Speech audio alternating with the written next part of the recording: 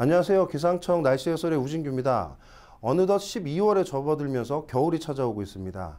이번 시간에는 겨울철 기압계 특성을 가지고 최근 기압계 동향을 한번 살펴보겠습니다. 최근 우리나라 부근으로는 이와 같이 자주 기압골이 통과하면서 강하지는 않지만 강수 현상이 나타나고 있습니다. 특히 지난 26일에는 눈이 내리기도 했는데요. 주기가 약 2일에서 3일인 것으로 분석이 됩니다. 강수량은 전국적으로 10mm 내외의 적은 강수량을 보이고 있는데요. 왜 이렇게 자주 약한 골이 통과를 하는 것일까요? 자, 그 전에 먼저 최근의 기압계 이슈 사항을 살펴보아야 할 듯 합니다. 이 그림은 우리가 겨울철 기압계를 분석할 때 참고하는 그 자료 중에 북극 해빙과 관련된 그림인데요. 이 노란색 부분이 얼음이 덮인 상태, 그리고 파란색은 바다입니다. 자, 그리고 이곳 빨간 동그라미 부분이 카라바렌체라고 하는 빙하가 생기는 곳인데요. 현재 얼음이 거의 없는 상태입니다. 최근 분석에 따르면 이 거의 역대 최고로 해빙 면적이 평년에 비해 28%나 더 녹아있는 상태입니다. 이러한 상태가 되면 이 구역에서는 비열이 높은 바다로부터 열이 올라오고 빛의 반사열도 낮아지면서 태양 복사열까지 쌓이게 되는데요. 그로 인해서 평소보다 온도가 더 올라가게 됩니다. 이렇게 되면 그 축적된 열이 바로 밑에 있는 이 우라산맥 부근으로 전이되면서 기층이 부풀어 오르고요. 이 지역 5km 부근으로는 능이 형성이 되게 됩니다.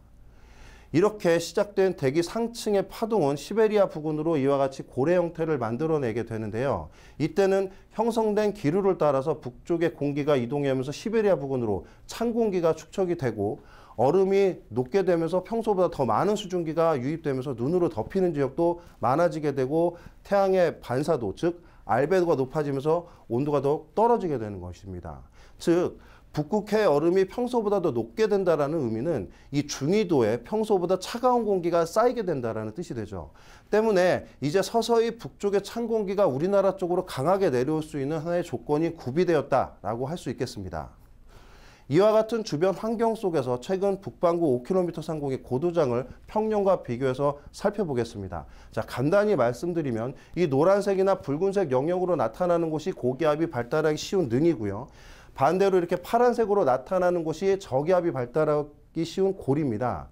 자, 우리나라 동쪽을 살펴보시면 이곳이 베링해 부근인데요. 아주 붉은색 계열의 강한 능이 나타나고 있습니다. 이러한 형태를 우리는 블로킹에 발달한다라고 말하게 되는데요. 전반적으로 이 서쪽으로부터 기류의 흐름을 약하게 하는 주 원인입니다. 때문에 만주 북쪽으로 이 파란색 기압계 부분이 저기압부가 평년보다 강하게 위치를 할 수 있는 것인데요. 저압부는 반시계 방향으로 회전을 하면서 이와 같이 주기적으로 북쪽으로 내려온 한기를 동반한 기압골을 통과시키게 됩니다. 이러한 원인으로 최근 자주 강수 현상이 발생하게 되는 것이죠. 자, 그런데 강도적인 측면에서 보면 이야기가 조금 달라집니다.